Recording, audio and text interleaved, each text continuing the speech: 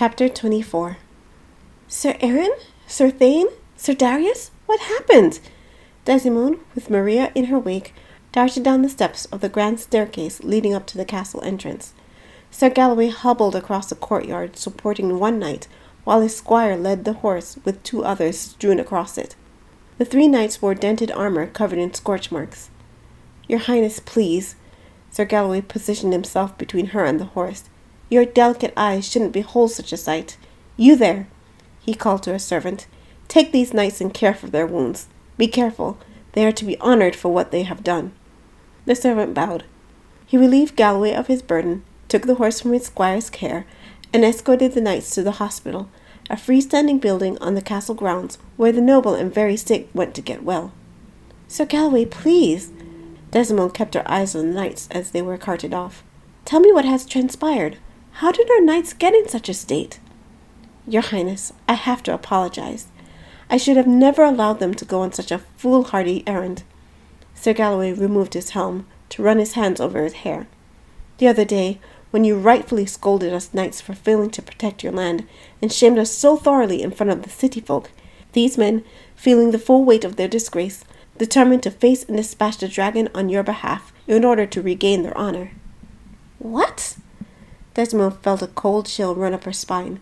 They went to face the dragon by themselves? Because of what I said? I don't think you understand how much we care for you, Your Highness. How we truly wish for your approval. Sir Galloway turned away from her. I rode out to stop them, but after hearing their tale, how could I? I too wish for your affections. Desimone's breath caught. Sir Galloway. How terribly chivalrous, Sir Galloway, Maria said, clasping her hands. But how are you unharmed when the others are so wounded? Galloway stiffened, his mouth tightening a bit. After a moment, he looked in Desimone's eyes. To my shame, I must admit, you are right, Princess. Perhaps I should have listened to your people's stories. The dragon was far more intelligent than I had reckoned. As we rode out to the field to seek out the dragon's lair, it ambushed us. You should have seen it, Your Highness. He curled his hands into claws. The creature towered over the city walls, its eyes lustful for human flesh, teeth as sharp as a well-honed blade, fire as hot as hell. Oh dear! Desimone covered her mouth with her hands. Maria batted her eyes. How brave of you, Sir Galloway! Galloway gave a grin. I brandished my sword to lead the men into attacking the creature, but it must have sensed my superior might. It cut me off from them with a wall of crackling fire. By the time I was able to rejoin them, the dragon had thoroughly beaten them. It fled as it saw me coming for it. Rather than pursue it, I felt it more prudent to bring the men back for treatment. A wise choice, my lord, Maria said. I thank you for your kind words, Maria. Galloway inclined his head to her. Maria only barely managed to stifle a squeal. What are we to do about the dragon? Desimone gazed toward the hospital. If it has bested our strongest knights. It has not bested me yet. Galloway thrust his fist against his armor. The beast fled from my presence. Still, the dragon is out there, and if it defeated 3 of my knights so easily, what chance do you have, Sir Galloway?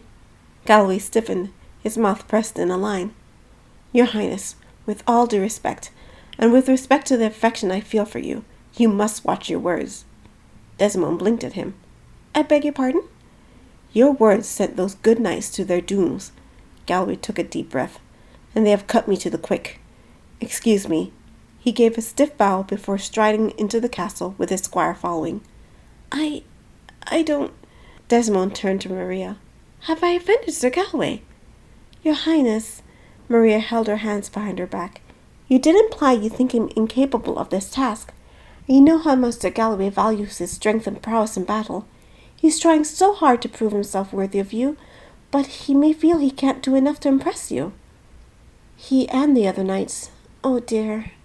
Desimone pressed their lips together. What have I done? One dressing down deserves another, Princess. Galloway glanced over his shoulder and smirked at Desimone's distressed face. That ought to quiet her for a while, and allow me to hunt the dragon on my own terms. All very well and good, my lord. Corlin trotted beside Galloway. But I fear she's correct. This dragon is unlike any I've ever seen. It's small, but feistier than the others your family has faced. I'm not sure you can fight it head on. It dispatched 3 knights at once. I shall overlook your cowardly talk, Corlin, because I know you speak out of inexperience and loyalty for me. Galloway narrowed his eyes. It is true the dragon is fiercer than I reckoned. However, those foolish knights played their part. I now know the dragon's weakness. When I face it, I shall exploit said weakness. Brilliant, sir, Corlin nodded. I should have known better than to doubt you. Indeed. Galloway rubbed his hands together. If I play my role knight, everything I desire shall be mine by the end of the week. No one will stop my reign. Jolly good, sir, Corlin said with a nod.